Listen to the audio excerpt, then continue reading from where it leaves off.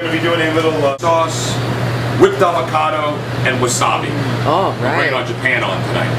All right. All the Japanese gangsters are here today. Wasabi, unagi. What's another Japanese gangster? Huh? Some gnocchi. Enoki. Enoki, he's the hitman. Do the black and white and the peanut. Crush the peanut up into it. Gotcha. This is Frances, she's doing a great job. So tell me about what you were saying about celebrity chefs. I think that in the boutique, I think in the hotel world, it's great that that chefs are operating restaurants within hotels. But I think it's very key that they're branded chef restaurants rather than the chef's name. Example, Kraft. We all know it's Tommy Colicchio, but it doesn't say Tommy Colicchio is here. It says Kraft. You know, one of the things that Mario Batali has done craftily is that he's named none of his restaurants Mario Batali. He's named none of his restaurants Batali.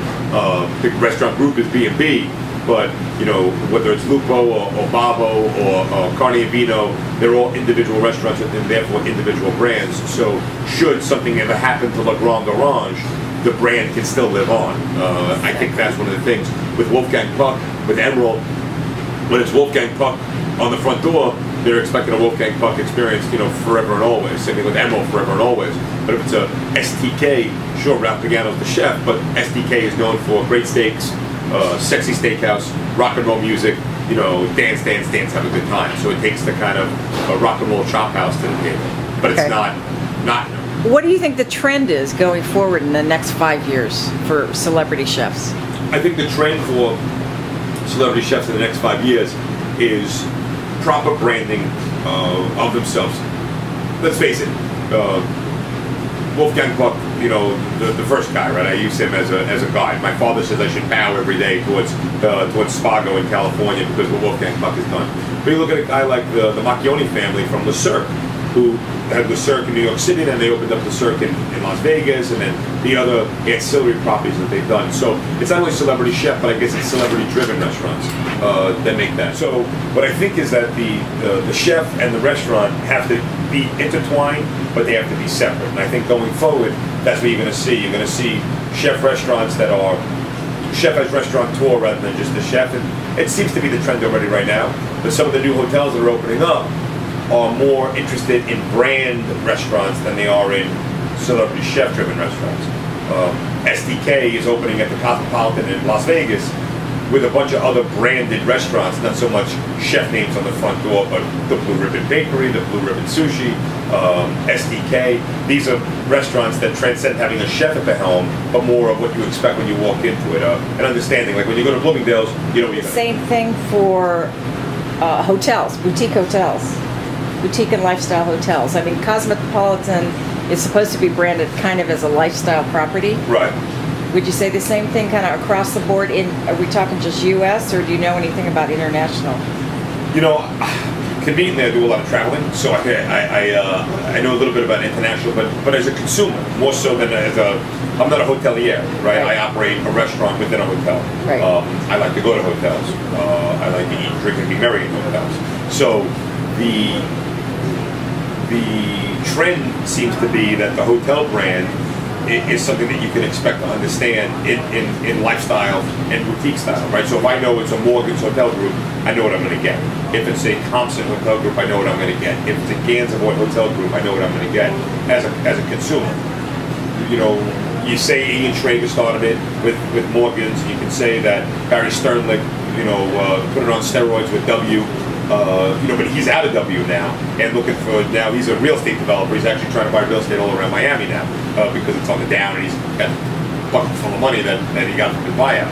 So I think that consumers become more educated with the finer things, with the hotels, with the thread count, with the beds, with the comforters, with the glassware, with all the pieces of the puzzle, with the restaurants that provide room service in the hotel. I think that the hotels will become smaller footprint, not 1,000 room, 2,000 room, but more focused on 400, 500 room, 300 room hotels where you can get a higher check average per customer because they've given them the better things. there's still going to be plenty of big hotels out there where your masses can come through the door, with 3,000 departures today and 4,000 arrivals tomorrow. But I think that when you start dealing with 100 arrivals and 100 departures, it starts to become much more intimate. That the staff members, whether you're working a 1.5, 1.75, 2 to 1 on your guest, that the guest name is known. Like I get a report every day here on VIPs that are entering the hotel, on departures and arrivals every day, and I'm not working for the hotel. We're an independent restaurant, but I'm aware of what's going on every day in the hotel, so that I can better serve those guests when they get here. You can welcome them or acknowledge them. I know right? that Mr. Reynolds is staying in room 1013, and he came to STK 3 times when he was here for this last week, trip, and Right. he liked the foie gras French toast. Okay, Exactly. so I'm ready for him when he gets here. Perfect. So I think Perfect. that through technology, you hear my phone will beep. I got a text message, and I think a chip just went off in my head as I'm talking to you. But the truth is, the more information that we share about our guests, and the more that we understand them, Right. The better off we are to serve them. And ultimately, we're in the service business. That's perfect. That's state of the art. Yeah, that's Good it. stuff. It's all about being either in front of the technology wave, or you got to run over by it. Right. Right. So Well, you got to serve the customer so he comes back, right? there's a lot of different options. There's Yeah. a lot of different. In February in Miami, there's not enough seats in Saturday night to get dinner. I can imagine. But in September there is. Yeah. So how do you become competitive that your restaurant and your hotel has all the beds full and all the seats filled? Well, attention to detail, a focus on quality, and a focus on achieving guests' satisfaction and perfection. That's So right. I like to say that if somebody pays at the end of the meal, they ate everything that they got, they drank everything that they got, they get the tab, and they put a 20% tip on top of it, and they leave smiling. I don't need anybody to tell me that we did a good job.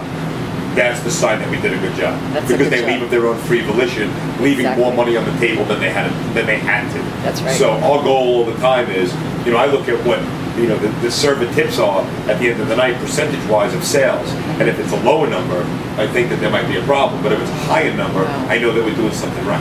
I never heard that. That's great.